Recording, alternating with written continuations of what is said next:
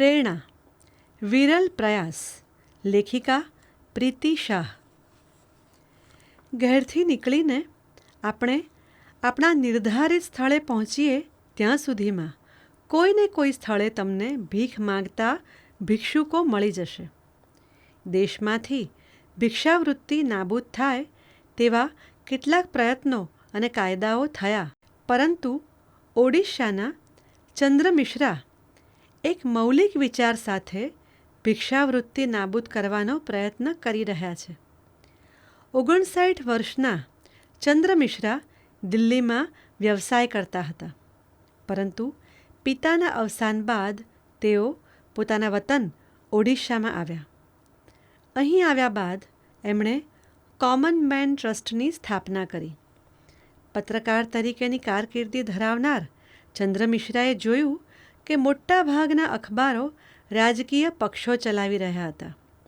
તેથી તેમણે 1995માં એક ટ્રસ્ટ કરીને અખબાર શરૂ કર્યું, જે સિટીઝન જર્નાલિઝમ પર આધારિત હતું.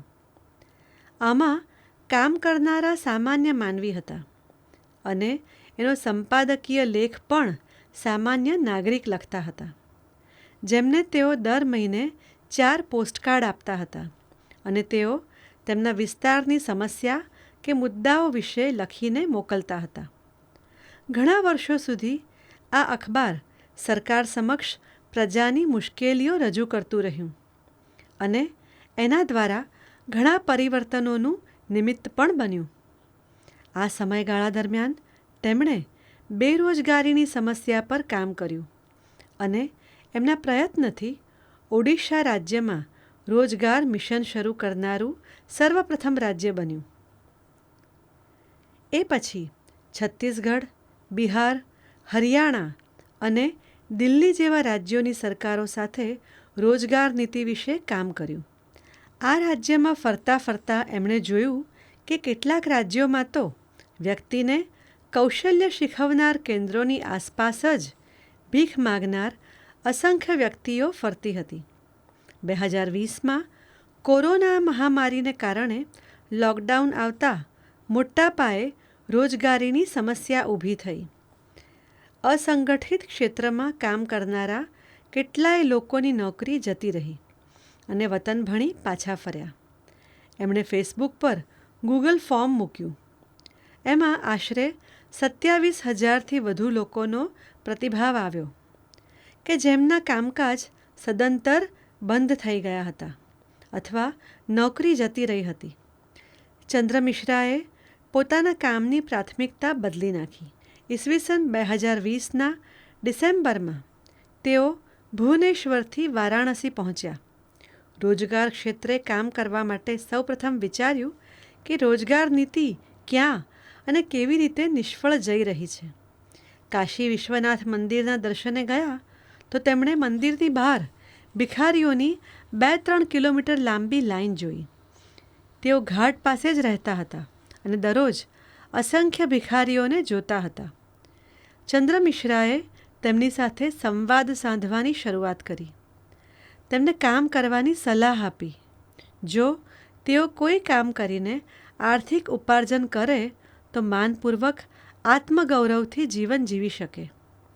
ચંદ્ર મિશ્રાએ ભિખારીઓના થયેલા સર્વેથી જાણ્યું, ભારતમાં પ્રતિવર્ષ 4 લાખ ભિખારીઓને 34,000 કરોડ રૂપિયા દાન પેઠે મળે છે.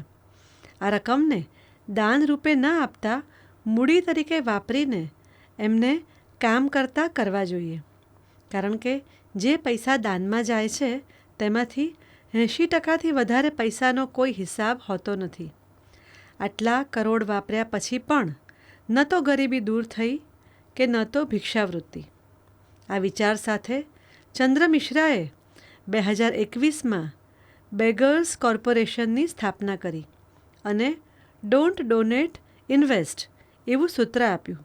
સ્વયંસેવકોની મદદથી તેઓએ 12 કુટુંબો ભિક્ષાવૃત્તિ છોડવા માંગતા હતા તેમને કામ કરતા કર્યા.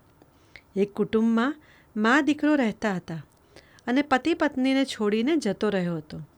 તેને સિલાઈ કામ શીખવા પ્રોત્સાહન આપ્યું, પરંતુ તેનામાં આત્મવિશ્વાસનો અભાવ હોવાથી મશીન પર બેસતા જ એને ડર લાગતો હતો.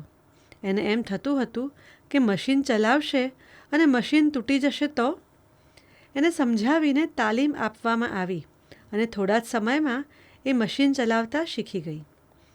કાર્યરત 12 કુટુંબોને દિલ્હીમાં રાષ્ટ્રીય કક્ષાની મિટિંગમાં ભાગ લેનાર પ્રતિનિધિઓને આપવા માટે 500 બેગનો ઓર્ડર મળ્યો, જે 10 દિવસમાં પૂરો કરવાનો હતો. અશક્ય લાગતા આ કામને પૂર્ણ કરવા તેઓએ રાત દિવસ મહેનત કરી અને એ રીતે એમની હિંમત અને ઉત્સાહમાં વધારો થયો. આ અનુભવે ચંદ્ર મિશ્રાએ બેગર્સ કોર્પોરેશનને ઓગસ્ટ 2021માં રજિસ્ટર્ડ કરાવી, પણ નોન પ્રોફિટ તરીકે નહીં. તેઓ ગરીબ અને વંચિત ભિખારીઓને કોઈને કોઈ કૌશલ શીખવવા માંગે છે. તેથી તેઓ દાન આપનારાઓને તેમનામાં રોકાણ કરવાનું પ્રોત્સાહન આપે છે. તેમ કરીને તેઓ ભિખારીઓને આંત્રપ્રિન્યોર બનાવવા ઈચ્છે છે. 2021-22ના વર્ષમાં કંપનીમાં આશરે 5.5 લાખનું મૂડીરોકાણ કરવામાં આવ્યું હતું, જે ધીમે ધીમે વધી રહ્યું છે. આ પછીના વર્ષમાં 57 લાખ મળ્યા. જે લોકોને કૌશલ્ય શીખવવામાં આવે છે તે લોકો પણ તેમની પાછળ થયેલો ખર્ચ પરત આપી રહ્યા છે. આ પત્રકારમાંથી સામાજિક કાર્યકર્તા બનનાર ચંદ્ર મિશ્રાને તેમના આ કામ માટે અનેક સન્માનો મળ્યા છે. ઇનોપ્રેન્યોર ગ્લોબલ સ્ટાર્ટઅપ કોન્ટેસ્ટ દ્વારા આયોજિત લેમન આઈડિયા અને સ્ટાર્ટઅપ ઇન્ડિયા દ્વારા તેમને બેસ્ટ સોશિયલ ઇમ્પેક્ટ એવોર્ડ દ્વારા નવાજવામાં આવ્યા છે. તેઓ અત્યારે મિશન અનએમ્પ્લોયમેન્ટ ફ્રી વારાણસી માટે કામ કરી રહ્યા છે.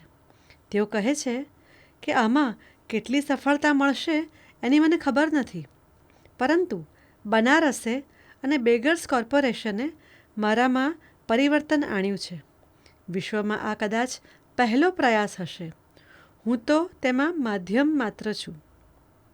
જ્યાં સુધી આર્થિક સ્વતંત્રતા ન મળે ત્યાં સુધી રાજકીય સ્વતંત્રતાનો અર્થ નથી. જો ભિખારીઓ આંત્રપ્રેન્યોર બનશે તો કોઈ બેરોજગાર નહીં રહે.